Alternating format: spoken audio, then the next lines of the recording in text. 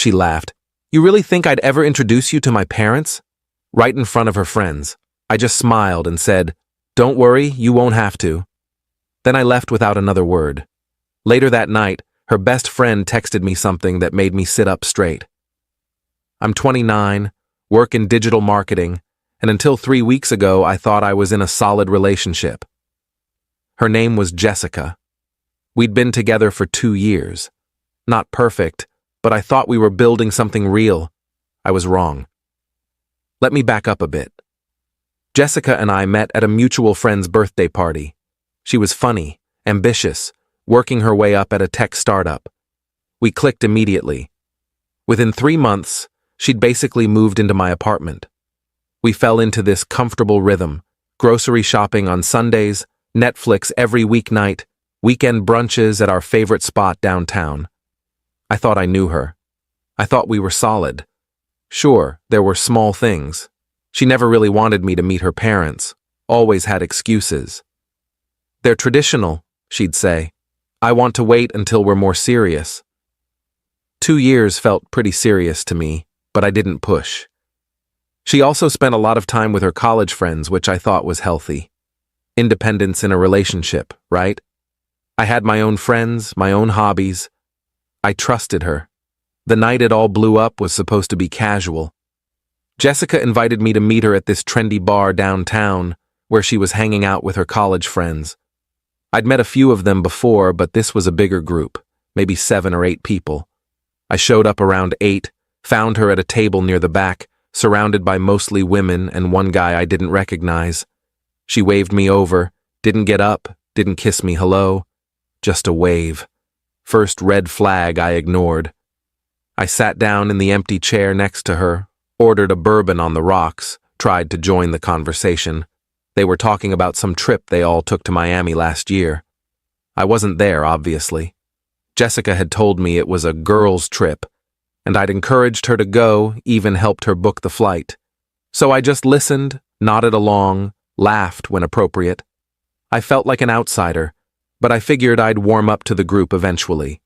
Then one of her friends, Melissa, turned to me with this bright smile and said, So when are you finally meeting Jess's parents? You guys have been together forever, right? Like 2 years? I started to answer, something casual like, hopefully soon. But before I could get the words out, Jessica laughed. Not a nervous laugh, not an uncomfortable laugh. A genuine, dismissive laugh that cut through the noise of the bar. She looked at Melissa, then at me, and said, You really think I'd ever introduce him to my parents? The table went dead silent. I felt my face get hot, that prickly sensation you get when you've been slapped in public. Someone coughed. The guy across from me suddenly became very interested in his phone. Another friend stared into her wine glass like it held the secrets of the universe. Jessica just sat there smirking, swirling her martini, like she'd made a joke only she understood. I could feel everyone's eyes on me, waiting to see how I'd react. Would I yell? Would I defend myself? Would I shrink down and pretend it was funny? I didn't do any of that. I looked at her, really looked at her, and for the first time in 2 years, I felt like I was seeing a stranger. I smiled. Not a fake smile, but the kind of smile you give when you've just figured out the punchline to a joke you didn't know you were part of, and said, Don't worry, you won't have to. Then I stood up, dropped a 20 on the table for my drink, and walked out. I heard someone say, Dude, what the hell? Behind me, maybe directed at Jessica, but I didn't turn around. I didn't need to see her face. I got in my car and drove home. My hands were shaking the whole way. Not from anger, from adrenaline, from the sudden, crushing realization that I'd wasted 2 years of my life on someone who saw me as a joke. I expected her to text me, call me, something, apologize, explain, beg me to come back. But my phone stayed silent for 3 hours. I sat on my couch, staring at the wall, replaying the moment over and over. What did I miss? How did I not see this? Was I just a placeholder? A warm body to fill space in her life until something better came along? Then, at 11:47 p.m., My phone buzzed. But it wasn't Jessica. It was her best friend, Lauren. We'd always gotten along well. She was the one who'd told Jessica I was a good guy when we first started dating, who'd vouched for me. She was calm, reasonable, the kind of person who didn't do drama. The text said, "Hey, I need to tell you something. Can you call me?" I stared at that message for a full minute before I called her. My stomach was in knots. She picked up on the first ring. "Hey," she said. Her voice was tight, shaky, like she'd been crying or was about to. "What's going on?" I asked. "I'm so sorry about tonight," she said. "That was completely fucked up. I told Jess that in the parking lot. But there's more you need to know, and I can't keep quiet anymore." My stomach dropped. "What do you mean?" "Jessica's been seeing someone else. For like 6 months. I couldn't breathe. The room tilted. "What?" "His name is Connor. He's some finance bro she met at a networking event back in April. She's been telling us you guys are basically over, that you're just, I don't know, convenient. She said she's waiting for the right time to break up with you, but honestly, I think she just likes having you around. Financial security, emotional support, whatever. I didn't know the full extent until tonight when she was laughing about you after you left. She said you're too nice to make a fuss, that you'd just accept whatever she told you. And I couldn't sit with that anymore. You don't deserve this." I felt numb. 6 months? Yeah. I'm sorry. I thought you knew. I thought maybe you guys had some weird arrangement. But tonight made it clear you had no idea. And that's not okay. I thanked her. I don't remember what else I said. My brain was static. I hung up and sat there in the dark until 3 in the morning, just processing. 6 months, half a year. All those nights she said she was working late, all those weekends with the girls, all those times she'd been distant or distracted. She'd been with him. Then I started planning. Update 1, Jessica finally texted me the next afternoon. "Hey, can we talk? I think you overreacted last night." Overreacted. Like I was the problem. I didn't respond. Instead, I called my buddy Marcus, who works in IT security. I asked him a hypothetical question about shared cloud storage and whether someone could access another person's backups. He explained it to me. Turns out, Jessica and I had been using the same iCloud family plan for over a year to save money, her idea, ironically, which meant I technically had access to her photo backups if I knew her login, which I did because she'd used my laptop 100 times and her password was saved. I'm not proud of what I did next, but I was hurt and angry and I needed to know the truth. I logged in, and there it was. Hundreds of photos.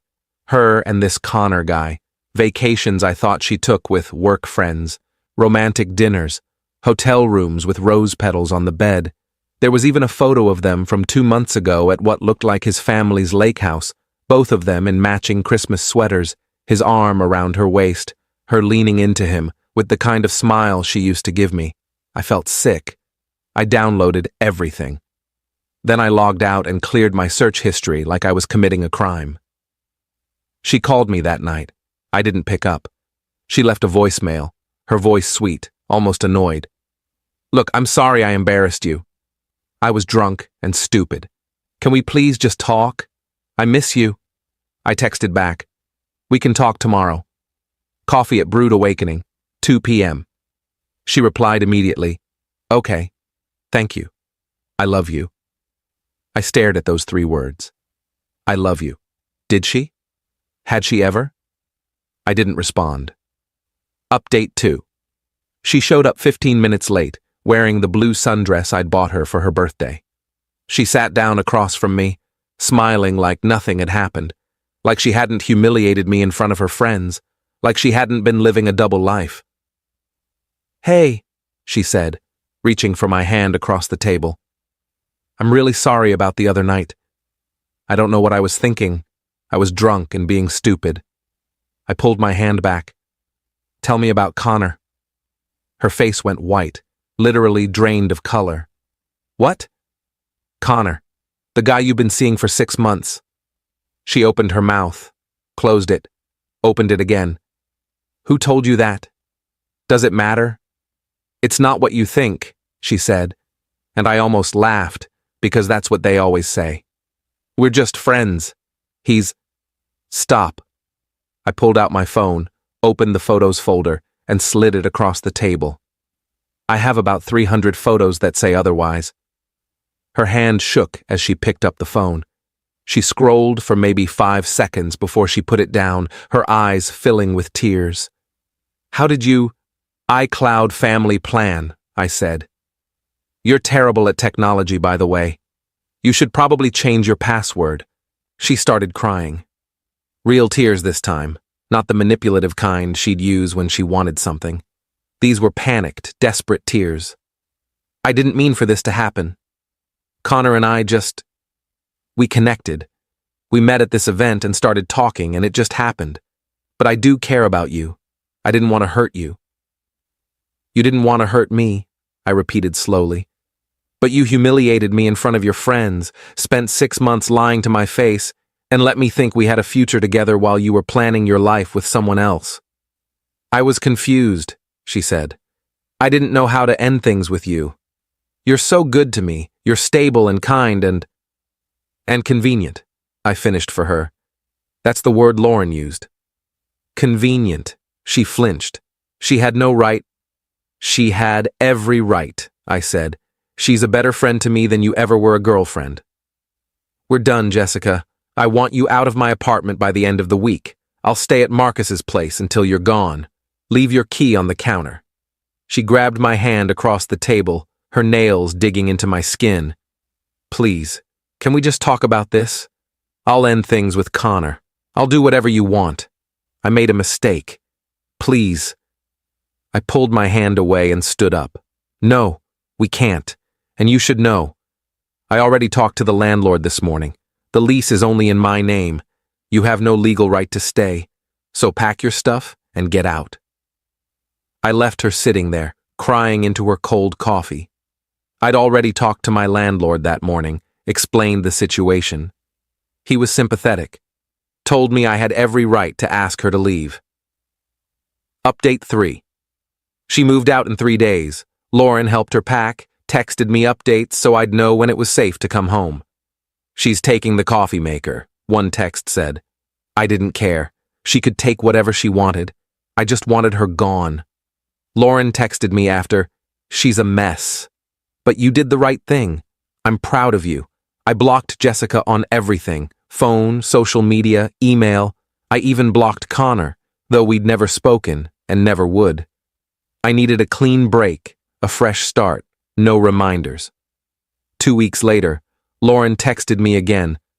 Are you sitting down? My heart sank. What now? Connor broke up with Jessica. I actually laughed out loud in the middle of the grocery store. Why? Apparently he didn't know she was still in a relationship with you. She told him you guys broke up last year, that you were just roommates finishing out a lease. When he found out the truth, I think someone from our group told him, he lost it, called her a liar and a cheater and blocked her on everything. Karma, I said, and I meant it. There's more, Lauren said. She tried to go back to her parents' house. They kicked her out. What? Why? Her mom found out about the whole thing. Jessica's parents loved you, by the way. They thought you were going to propose. Her mom had been asking about you constantly. When they found out what Jessica did, her mom told her she was embarrassed to call her her daughter. Said she didn't raise her to be a cheater and a liar.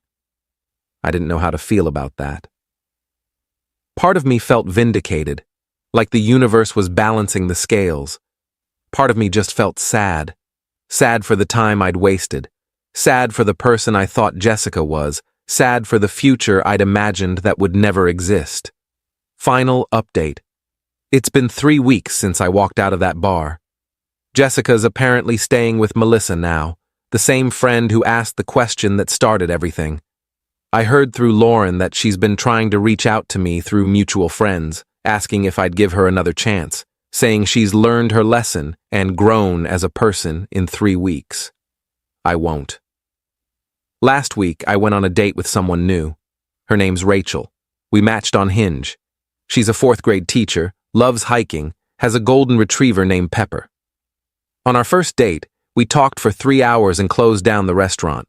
On our second date, she asked me, "So when do I get to meet your friends? I want to know the people who are important to you." I smiled and said, "Whenever you want." She squeezed my hand across the table and said, "Good answer."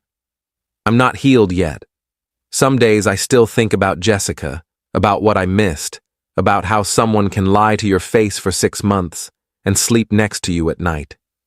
I think about all the signs I ignored, all the red flags I explained away because I wanted to believe we were happy. But I'm getting there, and I know now what I won't accept. I won't be someone's backup plan. I won't be someone's joke. I won't be convenient. Lauren told me yesterday that Jessica's been posting cryptic Instagram stories about losing the one and regret, and if I could turn back time. I haven't looked. I don't need to. That chapter is closed. I'm moving forward. I'm building something new. And honestly, I've never felt lighter.